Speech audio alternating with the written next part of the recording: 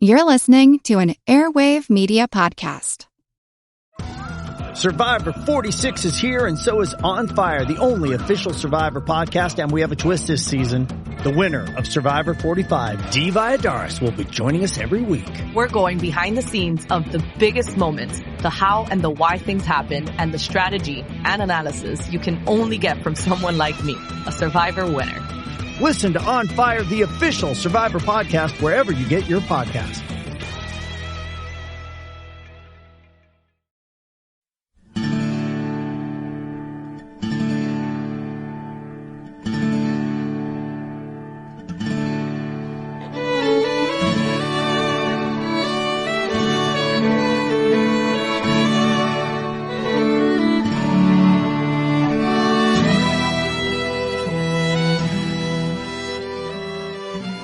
Hey everyone, thanks for tuning in to the 52nd episode of our Civil War podcast. I'm Rich. And I'm Tracy. Hello y'all, welcome to the podcast. The fall of Fort Sumter and Lincoln's call for troops pushed Virginia over the brink into secession.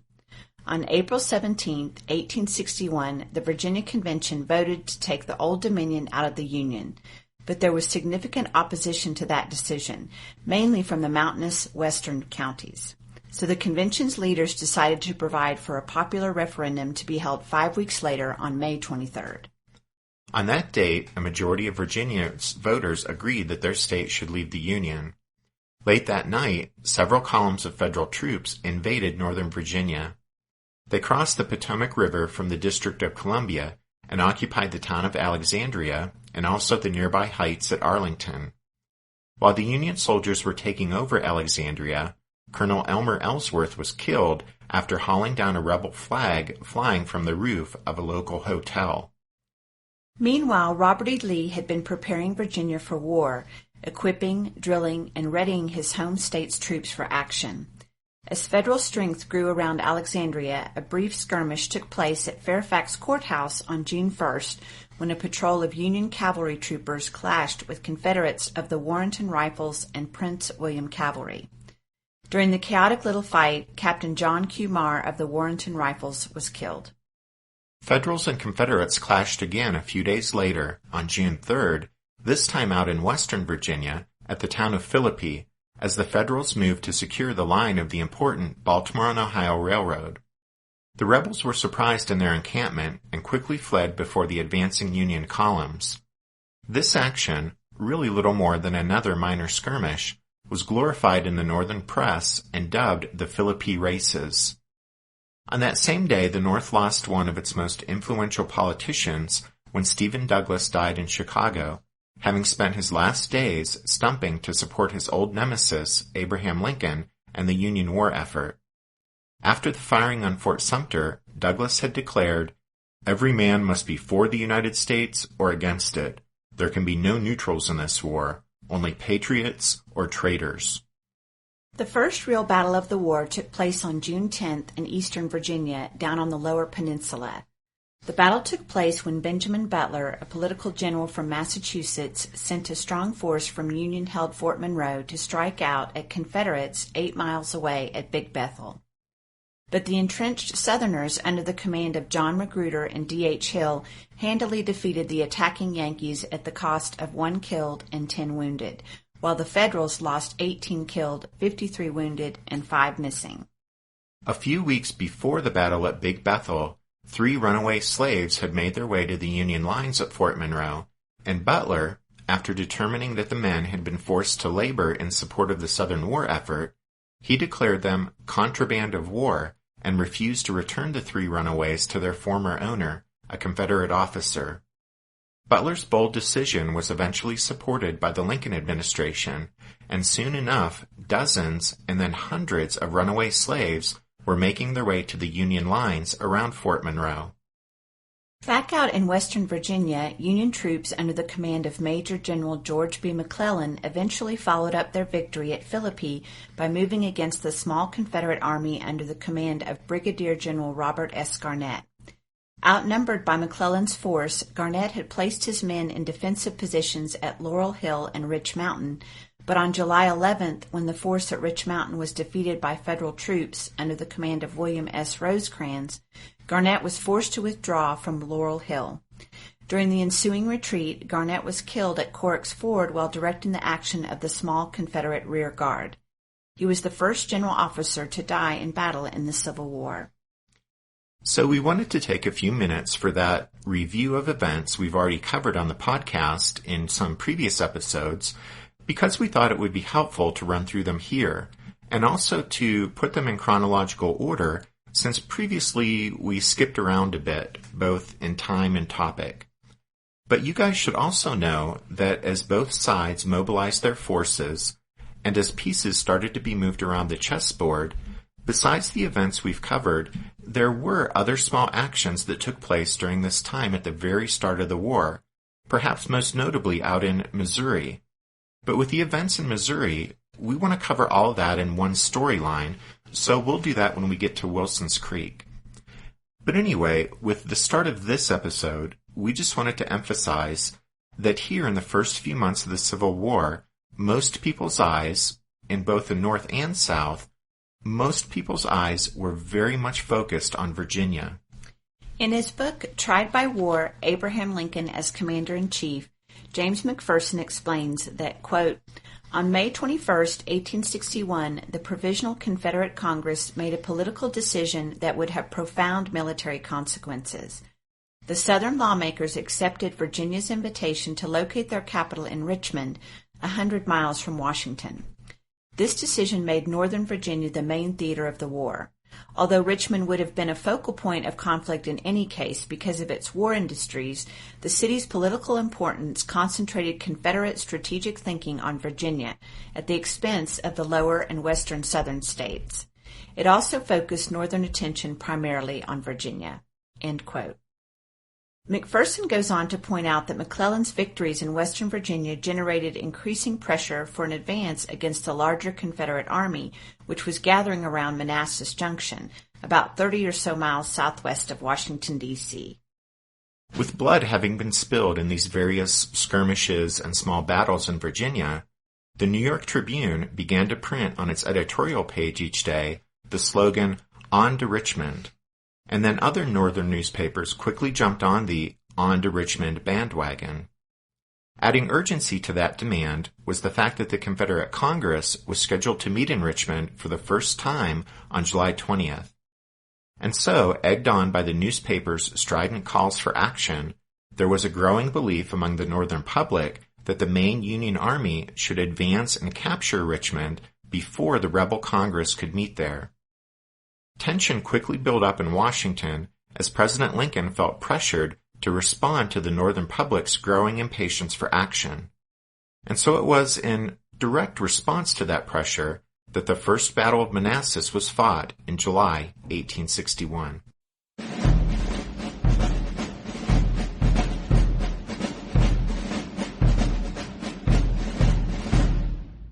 Underlying the Northern public's call for action by the main Union Army that had been building up around Washington was the idea that a single climactic battle would result in a decisive victory that would settle the war. In fact, once the shooting started, most Americans, in both the North and South, agreed on this idea that a single grand victory would decide the war. And in the 19th century, this was not looked upon as some naive assumption. That's because Americans had been conditioned to believe that wars were usually decided by a single major engagement, that the outcome of battles was determined by the character of the armies and the righteousness of one's cause, and that the enemy, both in cause and character, was inferior. It's important to understand that in July of 1861, Northerners and Southerners viewed the various clashes and small battles that had taken place so far as mere preliminaries, for they fully expected the main blow to fall somewhere in Northern Virginia, in the region between the two rival capitals. A single grand Napoleonic-style victory there, both Northerners and Southerners believed, would be sufficient to convince the other side of the hopelessness of its cause. In his book, A Single Grand Victory, The First Campaign and Battle of Manassas, Ethan Rayfuse says that because of popular military histories of the day, quote, 19th century Americans learned that in a single day, on a single battlefield, in a single crucial engagement, a whole empire could be destroyed, a nation's independence assured, and the fate of millions determined by the actions of a single army led by a brilliant commander. This concept of war almost totally ignored logistics, political factors, strategy, and other aspects of military operations. Instead, war was conceived of almost purely as a test of character." End quote. Rayfuse goes on to say that this popular belief in a single grand victory meant that at the start of the Civil War, both Northerners and Southerners were confident that the conflict would be a short one. But as it turned out, the old General-in-Chief of the Union armies, Winfield Scott, was one of the few people thinking the conflict would not be over so quickly, and so Scott very early on was thinking in terms of long-term strategic goals. Scott formulated a strategy that came to be called the Anaconda Plan, after the large South American snake that encircles and then slowly squeezes its prey to death. Scott's plan was a strategy that, broadly speaking, consisted of two parts. One part was naval. It would see a continual tightening of the blockade on southern ports. And then for the second part of the plan, the Army would take several months to raise and train a 60,000 to 80,000 man force from regular Army troops and 3-year volunteers. That force, accompanied by a large flotilla of gunboats, would make, quote, a powerful movement down the Mississippi to the ocean with a cordon of posts at proper points, end quote. That powerful movement would be composed of two columns. One would move by land alongside the river, while the other traveled by boat, flanking any rebels that offered resistance to the land force. Together, the blockade and the occupation of the line of the Mississippi would, quote, envelop the insurgent states and bring them to terms, end quote. And Winfield Scott thought there was a chance his plan might end the war by the next summer, the summer of 1862. Winfield Scott's strategy was based on a couple of key assumptions.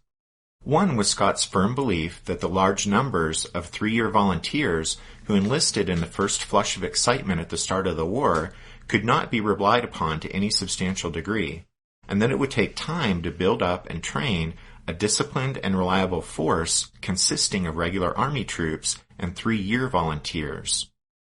Scott's second assumption was that any big offensive move by Union armies in the East, in Virginia, would be counterproductive, since it would only inflame Southern passions, and besides that, such an offensive would probably go nowhere fast, since Scott thought capturing Richmond would involve a long, costly campaign.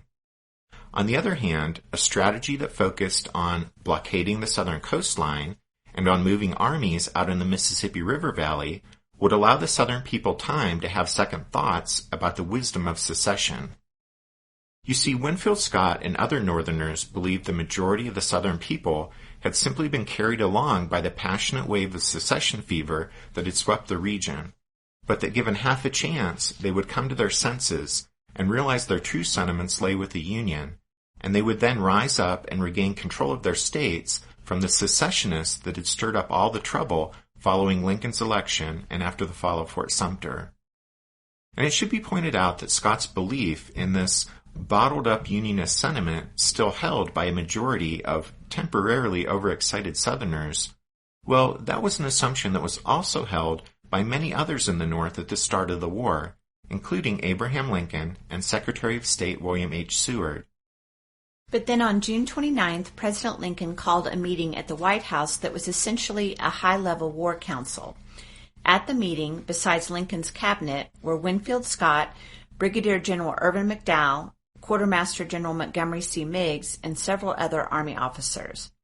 Winfield Scott was still confident that the best way to proceed was to follow a strategy that avoided major provocations and that allowed for the passage of time so that Southern passions might cool, but in the summer of 1861, Scott's plan really didn't stand a chance. That's because the On to Richmond bandwagon was gathering irresistible momentum. At the White House meeting, McDowell, who at the end of May had been promoted and given command of the large federal army gathering around Washington, but at the White House meeting, McDowell was given the opportunity to present his plan of campaign. He proposed an aggressive move into Northern Virginia, striking a blow at the Confederate Army at Manassas. And Lincoln, sensitive to the building pressure to mount an immediate offensive, decided to approve McDowell's plan. When someone asked Winfield Scott when the operation against the rebels at Manassas would commence, the old general-in-chief, without consulting McDowell, said it would begin in 1 week. That would be July 8th, and thus Scott's answer gave McDowell very little time to prepare.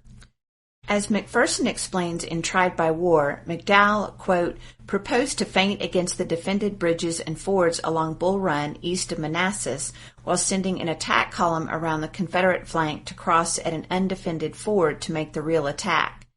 It was a good plan for veteran troops, but McDowell's civilians in uniform were still raw.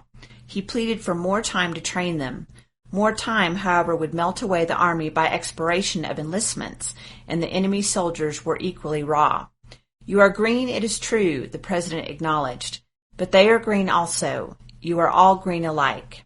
End quote.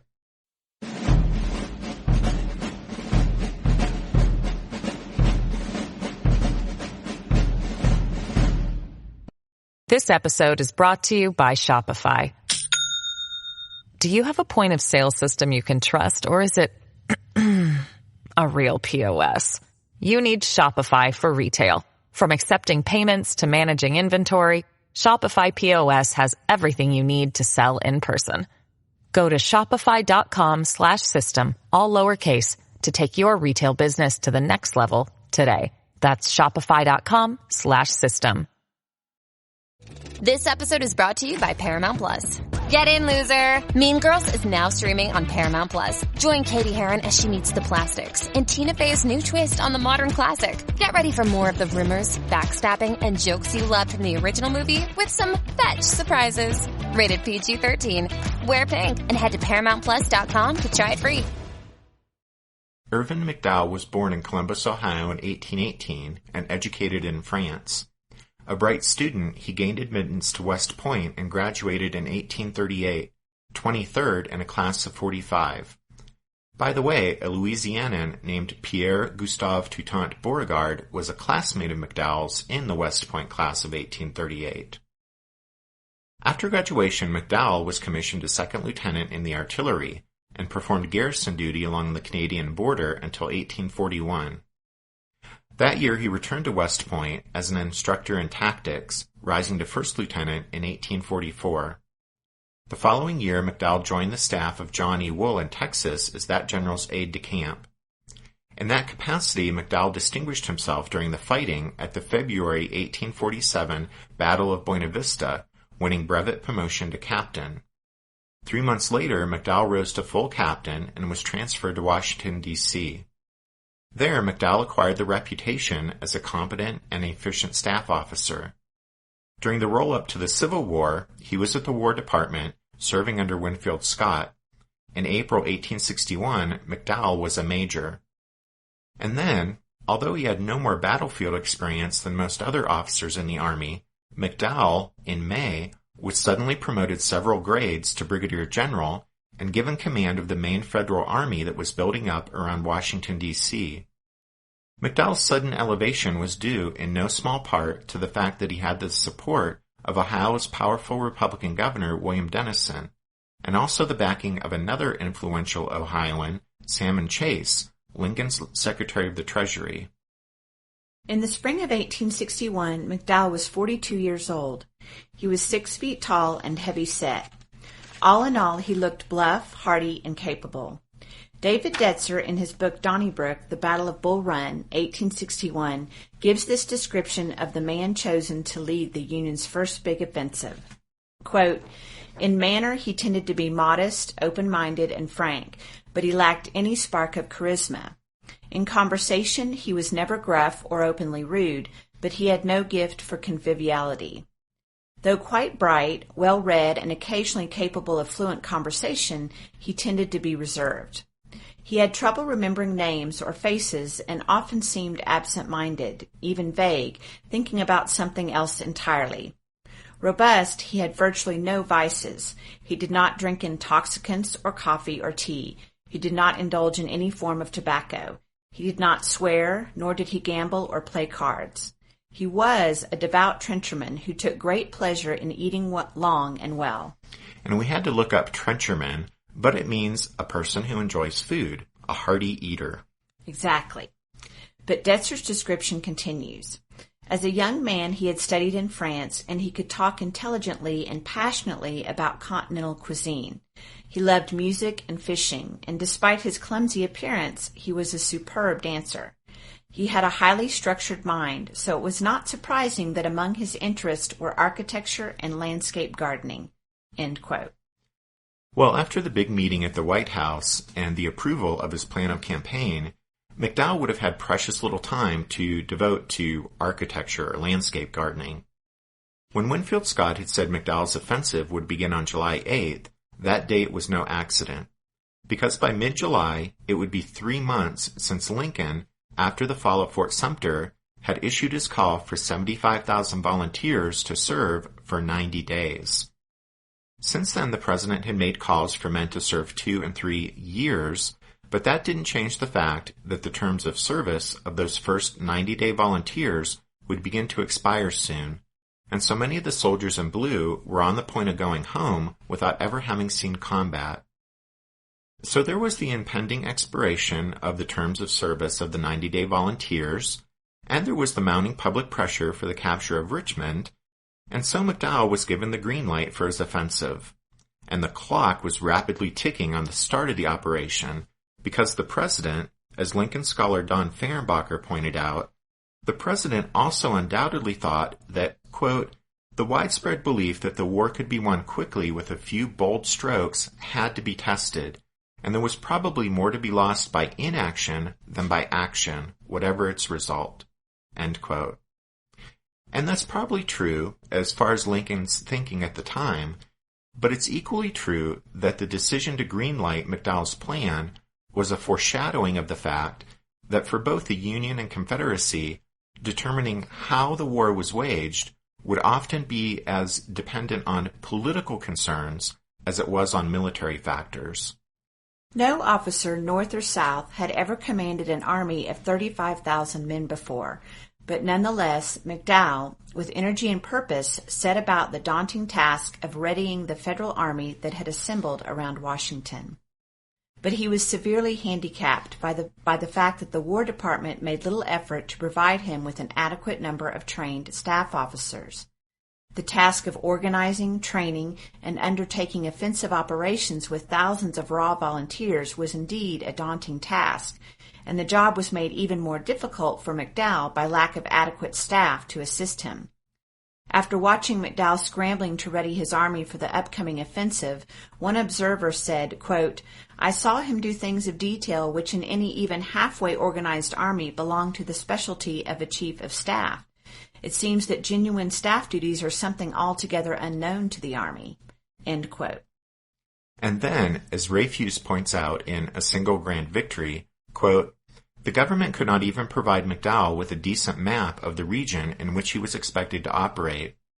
As a consequence, he would begin the campaign with only a general knowledge of where the main roads in Northern Virginia over which his army would march were located. Their quality and the nature of the terrain from a military standpoint would be for all intents and purposes a mystery. To make matters worse, out of an expectation that the war would be a short one, the government declined to accept any volunteer cavalry regiments, and demonstrated a notable lack of interest in developing an efficient mounted arm." End quote. And so, besides being handicapped in his preparations by lack of staff, McDowell would begin the campaign with no good maps and without a cavalry officer he could trust to conduct a reconnaissance. To further complicate things, McDowell's plan depended on a simultaneous advance by another Union force. That Union force of 15,000 men was out near Harper's Ferry, and it was to move against 11,000 Confederate troops in the Shenandoah Valley. This aggressive move would prevent that Confederate force from slipping away and reinforcing the main Confederate army at Manassas. The commander of the small Union army tasked with this vital operation was a Pennsylvanian, Robert Patterson. Patterson, a friend of Winfield Scott's, was a 69-year-old veteran of the War of 1812 and the Mexican War. In the War of 1812, Patterson had risen to the rank of captain in the regular army, but he left the army at the end of the war. At the outbreak of war with Mexico in 1846, Patterson received a volunteer commission as a major general. He performed valuable service in Mexico and then was mustered out of the service at the end of the war, at which point he returned to Pennsylvania. Patterson remained active in his home state's militia, and at the start of the Civil War, even though he was almost 70 years old, he offered his services to the Union. Since Patterson was popular in Pennsylvania, particularly among the militia, the Lincoln administration felt he could not be ignored, and Patterson was duly given a 3-month volunteer commission as a major general. As has already been mentioned, Patterson's little army had a vital role to play in the Union plan, but as we'll see, he'll ultimately fail to pin down the enemy force in the Shenandoah Valley. On the eve of the Battle at Manassas, the rebels will slip away from Patterson, and then they'll quickly move by rail to reinforce the main Confederate army facing McDowell.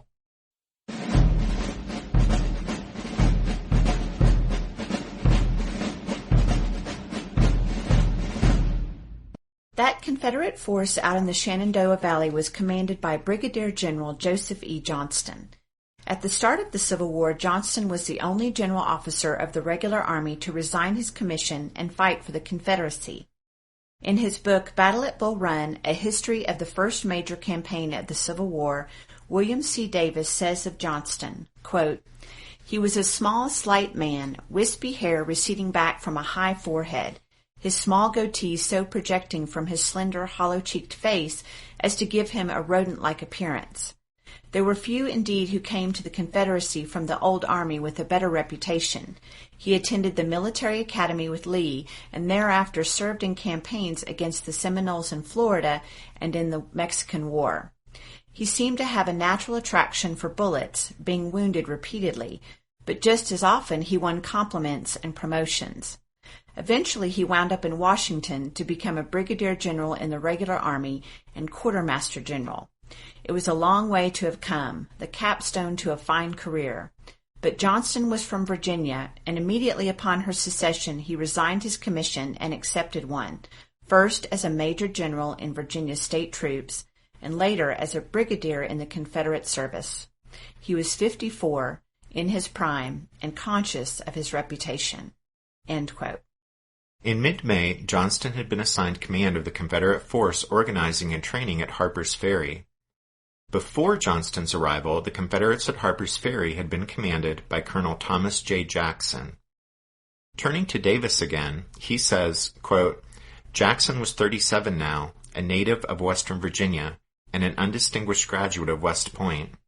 His service in the Mexican War won him 2 brevet promotions, but little notice, and in 1852 he resigned his commission to become instructor at Lexington's Virginia Military Institute. Here it was that many of the stories about Jackson started, for the combination of eccentric professor and imaginative boys was bound to strike sparks. They called him Tom Full and Old Blue Light, the latter because of his eyes. Few, if any, of the boys liked the punctilious disciplinarian, and at least one resolved to kill him some day. When not damning him, they privately subjected him to ridicule for his quaint habits." End quote. Besides being eccentric in some aspects of his personality, Jackson was also driven by a profound religious zeal, following the austerely demanding tenets of Presbyterianism. Once in command at Harper's Ferry, Colonel Jackson drilled his soldiers relentlessly. Most of the volunteers there, still blissfully unaware of the extraordinary demands real campaigning would make on their endurance, deeply resented Jackson's insistence on discipline and drill.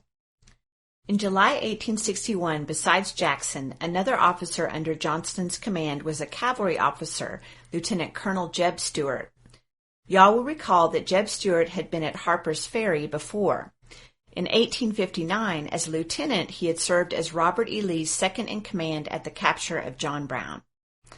After the outbreak of the Civil War, Stuart, 28 years old, found himself leader of several companies of Confederate horse.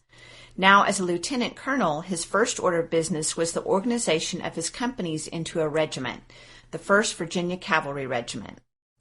Jeb Stuart would prove to be a fiery warrior and a great cavalryman, and while he insisted his men drill and train in the traditional cavalry functions, there was always something of the merry rogue about Jeb Stuart. In the summer of 1861, he said something revealing. After several days of hard riding, his men were tired and hungry and wanted to rest. "Nonsense," he told them. "You don't want to go back to camp. I know, it's stupid there, and all the fun is out here. I never go to camp if I can help it." Well, as we said, on the eve of the Battle at Manassas, Johnston's command will slip away from the Shenandoah Valley, and then they'll quickly move by rail to reinforce the main Confederate army facing McDowell. And in July 1861, that main Confederate army, readying itself to meet the anticipated Federal advance into northeastern Virginia, that main Confederate army was commanded by P.G.T. Beauregard. As we mentioned before, Beauregard had been a classmate of McDowell's at West Point, and you guys will remember him from the episodes we did on Fort Sumter, where he was in command of the Confederate forces there at Charleston Harbor. Some of y'all may be wondering where Robert E. Lee is, since now you know Johnston and Beauregard were commanding these Confederate troops in Virginia. Well, July of 1861 is well before Robert E. Lee rises to prominence during the Civil War. Up to this point, Lee has seen, as best he could, to the organizing, training, and equipping of Virginia's forces, but those have now been turned over to Confederate control. And so now Lee, in Richmond, is serving not as a field commander, but as a military advisor to Jefferson Davis. Exactly. And so as we've pointed out before on the podcast, back in the episode when we discussed strategy, but the Confederate States of America had one objective at the start of the Civil War: to establish itself as a full-standing, independent nation. And to achieve that goal didn't require the South to conquer the North. Rather, the new nation simply needed to successfully defend itself from invasion and in the process gain world recognition. Aware of all this, and knowing that each state in the new Confederacy would expect protection from Yankee incursions, Jefferson Davis made an early decision to rigidly defend as much Confederate territory as possible, trusting that Southern armies would be able to meet and repel Federal invasions of the Confederacy. But this approach obviously completely surrendered the initiative to the North, and that's why the South would not actually adhere to a purely defensive strategy. But all of this was still being worked out at the start of the war, and so it was as part of this initial Confederate strategy, that is, as part of this defensive posture, that P.G.T. Beauregard was readying his army to meet and repel the anticipated Federal advance into northeastern Virginia. It was Manassas Junction that attracted the Confederate commander's attention. There, two railroads, the Manassas Gap and the Orange and Alexandria, connected some 30 miles southwest of Washington. The Orange and Alexandria would without doubt be the line of advance for a Union army marching into northeastern Virginia from Washington. And then the Manassas Gap line was vital because it connected the Shenandoah Valley with Richmond and eastern Virginia. And so the importance of Manassas Junction and the Shenandoah Valley and the railroad that linked them all loomed large in everyone's thinking. Upon assuming command, Beauregard set his troops, and large numbers of slaves, to work building fortifications near the railroad depot at Manassas. But despite that work, Beauregard believed the key to holding the place was actually the line of a stream some 3 miles northeast of the junction. This belief was confirmed as Beauregard rode about, examining the terrain and talking to the locals. That stream, called Bull Run, flowed on a crooked course from northwest to southeast. The countryside nearby was, by turns, rolling hill and gentle plain, but along almost all of the run itself, the banks were steep and the waters too deep for wading. Thus, from a military standpoint, it was only crossable at a limited number of fords and at one bridge. And so, although Beauregard advanced 3 brigades into forward positions in the countryside beyond the stream, it was along the banks of Bull Run itself that he planned to make his stand and meet the Federal advance when it came.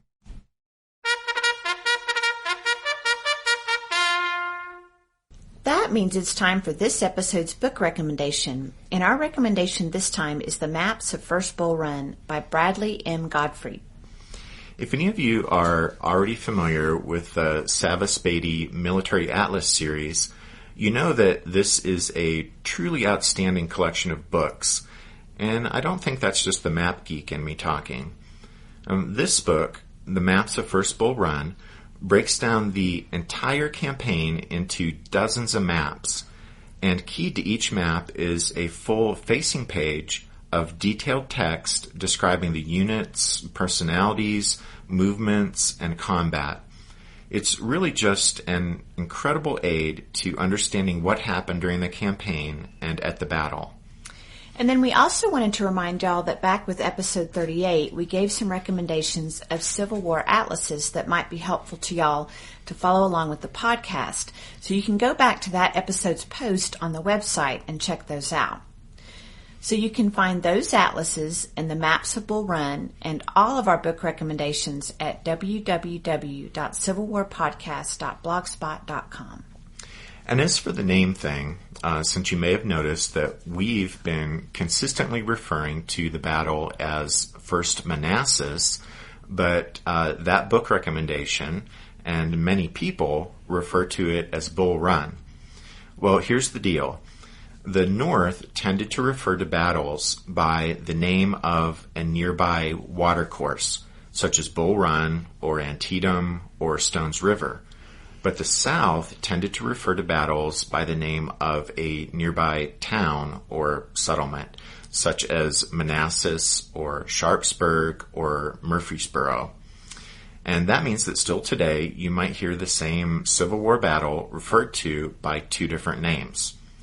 So to cut through that, the best policy we could think to establish on the podcast is that where there is a difference, we'll refer to the battle with the name the National Park Service uses for the site. So there you go. Sounds good. All right, then we have an all-international list of thank yous for donations this week. Thank you to Steve M. and Gordon B. from the UK, and then Scott D., who is in the Australian military. We appreciate the support, y'all.